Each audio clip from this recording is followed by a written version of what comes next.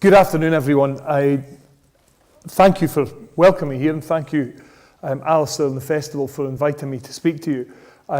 As Alistair said, I've built my career in digital entertainment and technology businesses, and really constantly look at the future, what the future holds for us. And trying to, I suppose, bet on what it will be, because I remember going to university in Edinburgh 30 years ago this year, and being told in my first week of lectures as a computer scientist, and I am, by the way, despite appearances, I am a self-confessed geek. I had to have my anorak surgically removed when I graduated. It's part of graduation for computer scientists. They take you in a room and pry your anorak off your back. So you'll never get a job unless you get that off. So do it now. That first week at university, I looked around the room. An intake, I think we were maybe of 180 undergraduates going to be studying computer science at Edinburgh University, 179 boys, and one either very unlucky or lucky girl, depending on your point of view. It was really kind of a different place then. Today, I think technology is something that's so imbued in all our society and everybody's culture that no longer is it the domain of the geek, and I'll come back to that. But that first week, I sat in a lecture, and the head of school came in and he said, everything you're going to learn in the next 4 years will be completely useless by the time you leave. And we said, well, what do you mean? I've just written that down. Everything will be completely how am I going to get examined on that? And really, it was an introduction to the fact that we were being told, and we were one of the first, I suppose, disciplines that ever thought this way, you're not here to learn factually every piece of information we teach you. You're here to learn how to learn, because your learning journey will never stop.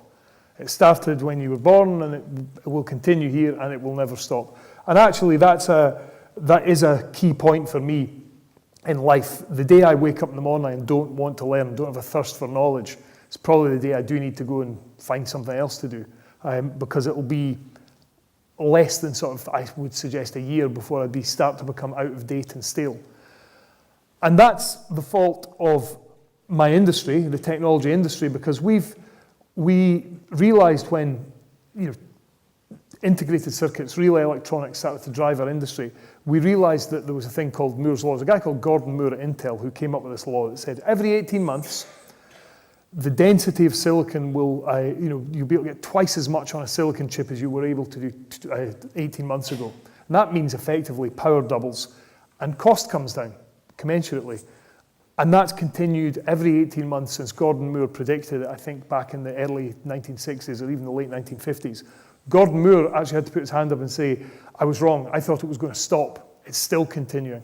So that kind of exponential curve of power and cheap availability of technology means today, you can read whatever stat you want, but the thing you've got in your pocket is, orders of magnitude more powerful than a computer that I was using 30 years ago at university. And the equivalent, it didn't exist, but the equivalent to this would have cost $150, $200 million and sit and take up a whole building. Now it's in my pocket.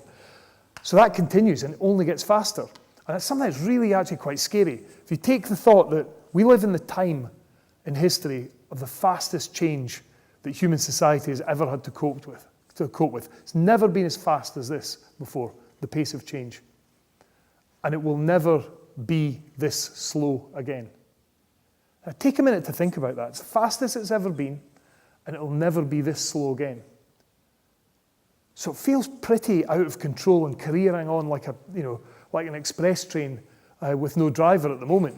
Technology's taken us into places we've never thought possible. And that's going to only increase. So, not just a bit more, it's going to be exponentially more. And the thing for me is, 10 years ago, nobody had an iPhone, nobody had a smartphone, they didn't exist. Now, pretty much everybody in this room will have at least one, if not multiple smartphones.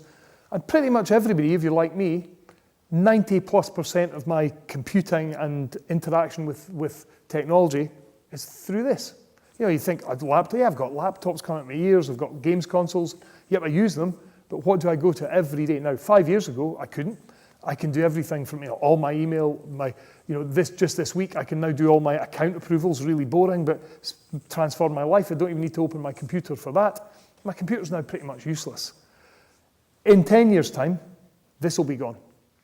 there will be no need for a smartphone. And probably some people will be hanging on to them in the way that they hung on to those Nokia, the Nokia bricks. I'm sure there's a few people still here in the audience that have got them.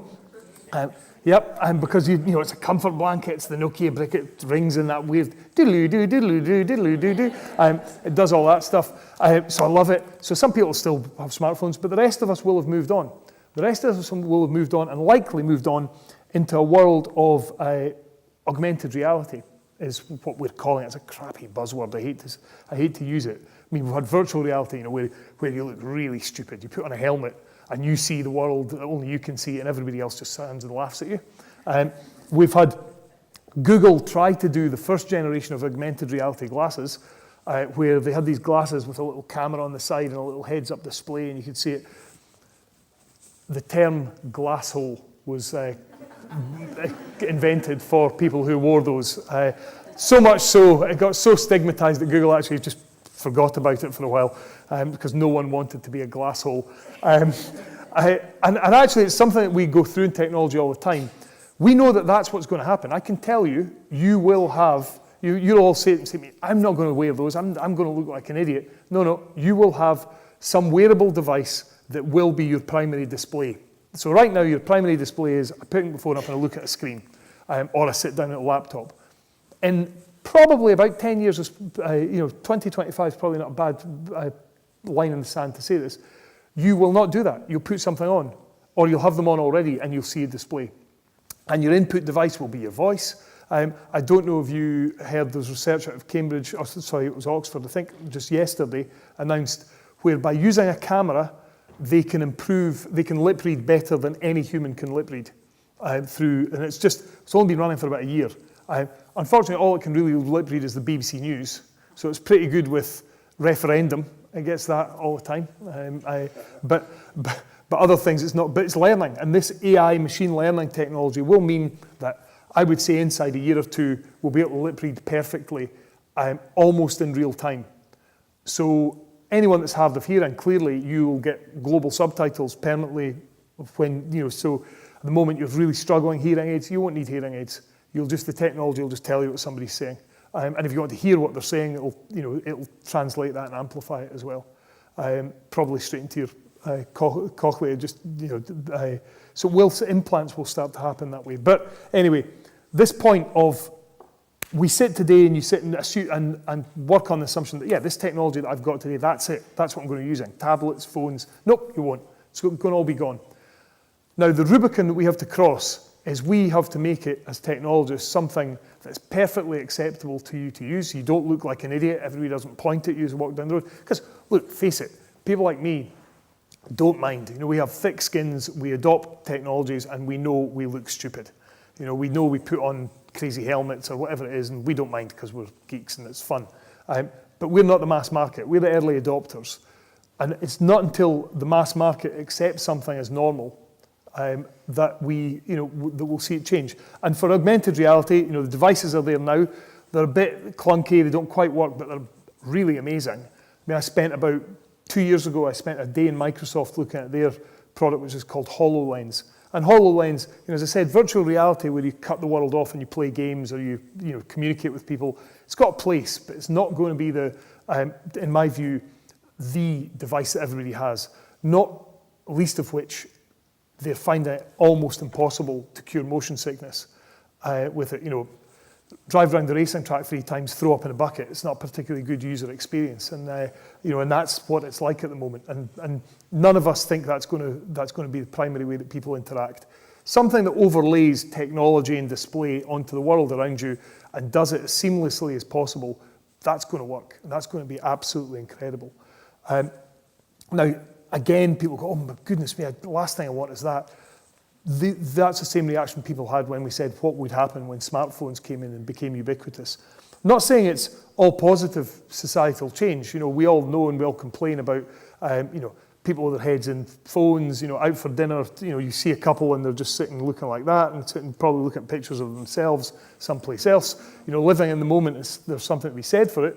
But actually these kind of devices, if we get the technology right, can help one live in the moment much more strongly than something like a smartphone.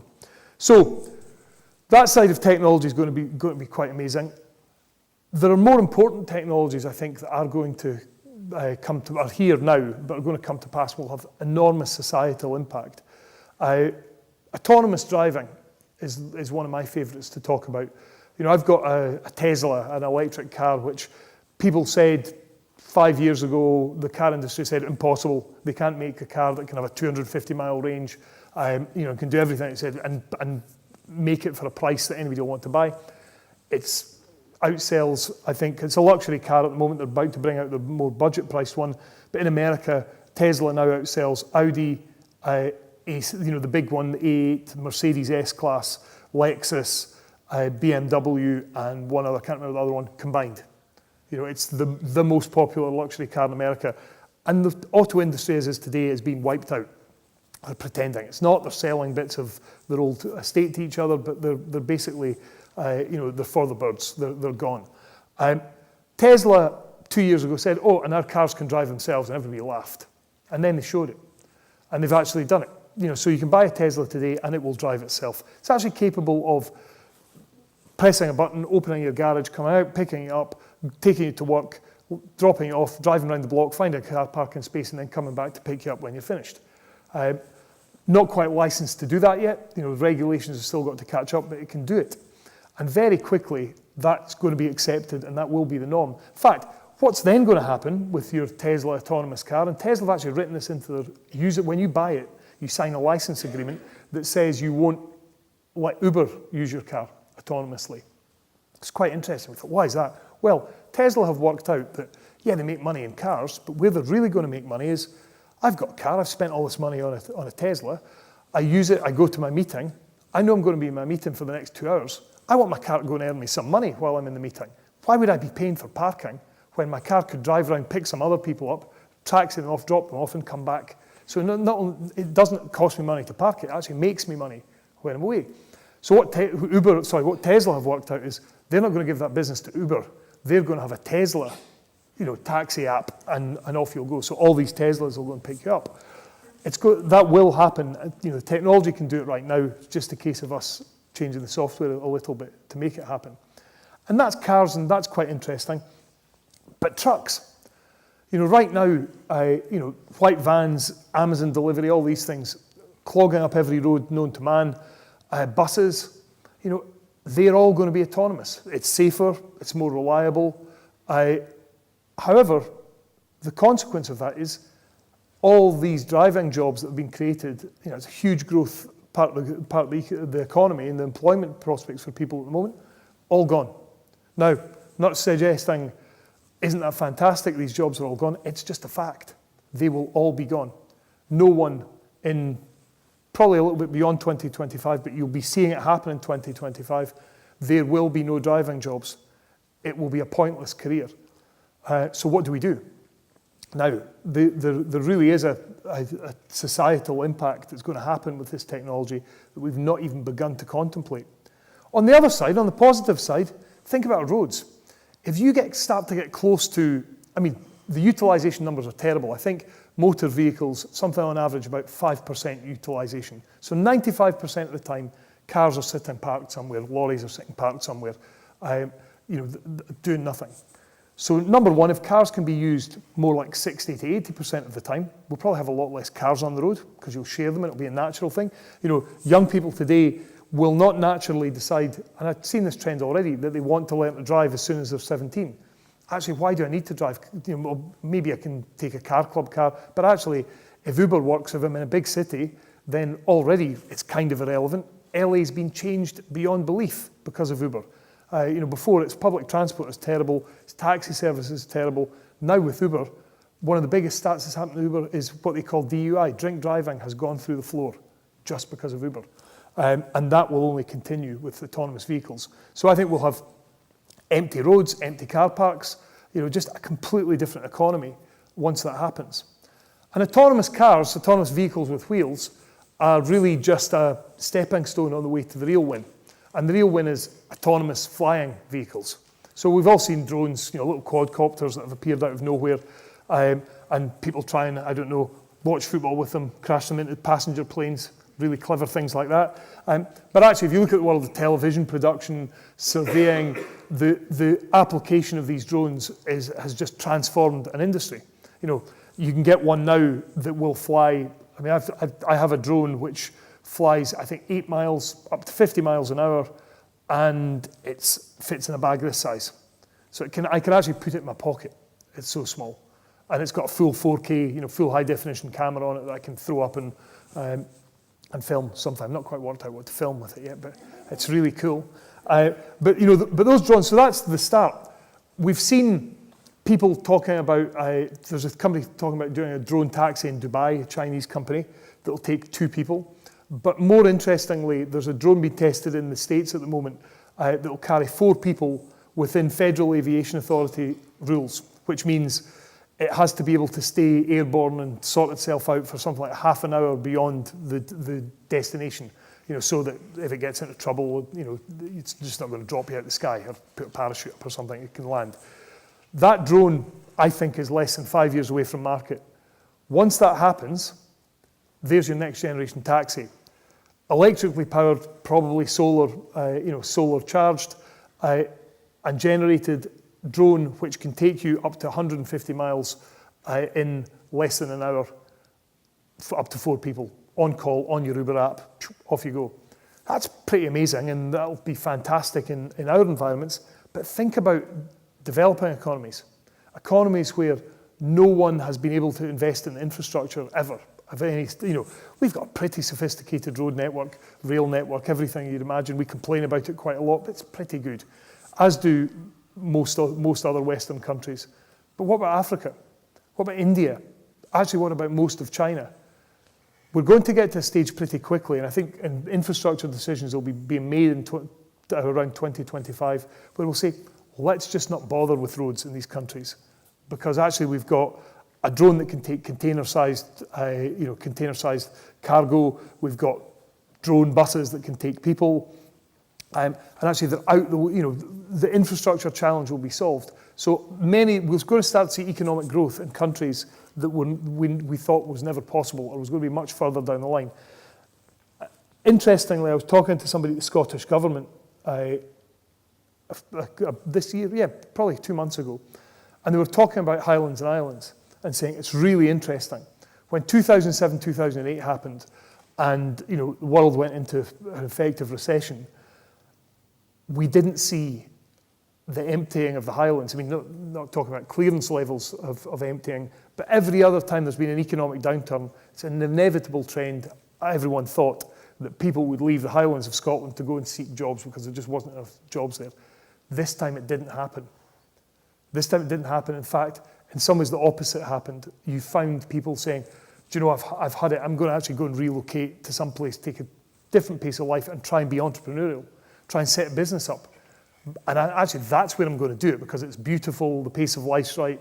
I want to be someplace enjoyable, not just because there's lots of other people around.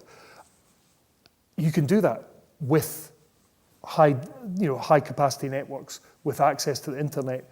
There really are no barriers to achieving most of what you want in businesses that don't necessarily need face-to-face communication at any time. And there are a litany of fantastic businesses that have been created in places no one would ever have thought possible. Some of the biggest businesses in the technology world have started out in peripheral economies in the past 10 years. Spotify, is up in Scandinavia. It's got a bit more of a focus in London these days, and obviously once a business gets to a certain size, parts of it will migrate to the big conurbations, but even then it's not necessarily what one needs to do. So this idea of autonomous drones, airborne drones, will absolutely have an impact here. Will have an impact that our most remote and rural areas will be far more open for business than they are today. So I think those technologies are the two that will, in pretty much all of our lifetimes, will completely transform the world as we see it. And if people often say to me, "Oh, come on, that's fantasy. You surely can't be serious about that." And I say, well, think about this exponential rate of growth and go and map the 20th century on that. There were no cars, effectively, at the start of the 20th century. Look at where we ended up. Why would it be fantasy to think that we start the 21st century completely saturated with that, and by the end, it'll look entirely different. I think it will happen. I think it'll happen much, much faster than that. So inside all of that bubble, as it were, you can clearly start to get quite excited about the opportunities that it gives, but also pretty scared about this pace of change, about this fact that the pace of change will never be this slow again. We're certainly going to get more and more people opting out, saying, do you know, I hear what's going on, and it sounds really exciting, but I'm just going to go and read a book somewhere. I'm just going to go back and fish, go to agrarian economy and do it. That's probably a valid thing for some people to do. If they can get themselves into communities that are self-sustaining and, and closer to nature, that's absolutely fine. And they'll stay in stasis in that way. They'll find a way, I would hope, to use technology to make it possible to do that, but they won't particularly be growth engines for our economy. And that's probably where I want to finish today, is to talk about what Scotland can look like in 2025 if we get it right. I think we've got a time and an opportunity, and phrases like new enlightenment are thrown about all the time, but to really look at what we are fantastic at. And we're fantastically creative. I come from Dundee, as was mentioned, and thank you for not booing me in a Fife audience. My mum was born in Fife, so it's as close as I get. But if you take what we're fantastic at, creativity around this country, whether it be in visual arts and design and music, we are, in my view, and it's partly again being a kind of Northern European peripheral economy. It actually drives creative behaviour, which I think is partly why we're so good with what do you do with technology. Lots of people, and we've seen this the world over, lots of people can copy and optimize and make production processes cheap. The Asian economies of the past sort of 30 years have been built on that kind of skill. But very few economies can really create and invent. And we've proven time and time again that we are fantastic at that. And it comes from, our culture and values, but also specifically, I believe, comes from our higher education institutions. And it's a tough one. Thankfully, I'm not a politician. It's the toughest, I still believe, the toughest job and career anybody could go into. And I don't know, I really can't quite comprehend how one does that job, because it always looks impossible. The money needs to be spent on education, and probably on education. At all levels, we need children coming out of our school system empowered to learn in the right way. Empowered to learn in a way that will never stop learning, that needs a different toolkit than the one that we're really preparing them for now, needs to be dynamic and interrogative, needs to be all about critical thinking, because the information's out there now. It's often, we don't need, the power isn't in the libraries anymore, the power isn't in books. The power is in everyone's hands if they just know how to navigate it. Whether it be false news or fake news or, people doctoring wiki entries, the truth is out there if one knows how to find it. And the power of that, in an educational sense, is phenomenal. We then look at our higher education institutions, and it's not a political statement, it's a fact. Every single year, the resources that they have are being pulled back more and more and more. Because in my opinion, people like voting for free stuff, and free stuff around healthcare, around travel, all these kind of things that have been, certainly the basis of a lot of policy in Scotland, but wider around the globe. Aging population problems, we'll solve it by throwing money at the health service. We won't. We'll only solve it by innovating around our health service, by thinking about how we can use not just new technology, but different thinking and the tools that we've been given to solve the macro problem. And for Scotland's sake and the UK's sake, I really hope that we actually start to get the fact that number one investment criteria has to be education, has to be everyone's education and passport to education and capability to do that. Because if not, there will be other economies of similar scale to us, the 5 million sized population of Scotland or the 60 million sized population of the UK, who will invest, whether it be Singapore, whether it be Switzerland, whether it be Norway, and they will rocket past us. So I actually do believe we've got this fantastic opportunity now because of some of these amazing technologies that are dropping on our laps to create more value than Scotland's ever seen economically.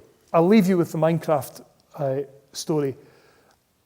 5 years ago, my business partner and I were fortunate enough to be invited up to Stockholm to meet the founder of a company called Mojang, a guy called Marcus Persson, better known to the world as Notch. So Marcus spent a decade working in his bedroom to come up with his ultimate game. And ultimately, he didn't know what it was actually, but it was Minecraft. And he actually didn't, when he started working on Minecraft, know it was going to be so successful. But it was, and he threw it out there. He, prostrated himself in front of the world and said, "Do you like my game or do you not?" And they liked it, and he did more things that they liked, and he kept going and he kept going. Nobody invested in him. Everybody laughed at him. And he kept going, and the numbers started getting bigger, and then people started cheering for him. In less than 5 years, Marcus built that business and sold it to Microsoft. One game for $2.5 billion. He did that with nothing but innovation and creativity. He did that with not an awful lot of people, but actually he did it in a context where he can now create value that can then be reinvested in more technology and around. And there was nothing to do with geography. There was nothing to do with any specific norm that we're used to that made him, in a place to be more successful. But Microsoft saw it, and actually Microsoft got a bargain. Minecraft's worth an awful lot more today than they paid for it. And the reason I'm telling that story is, it's the kind of things that are happening all the time, and they should be happening far more often in Scotland. And all we need is the right people with the right entrepreneurial spirit, and 2025 will look like an amazing place here. So I'm with you all to see it when it happens. And Alistair, thank you for letting me speak today.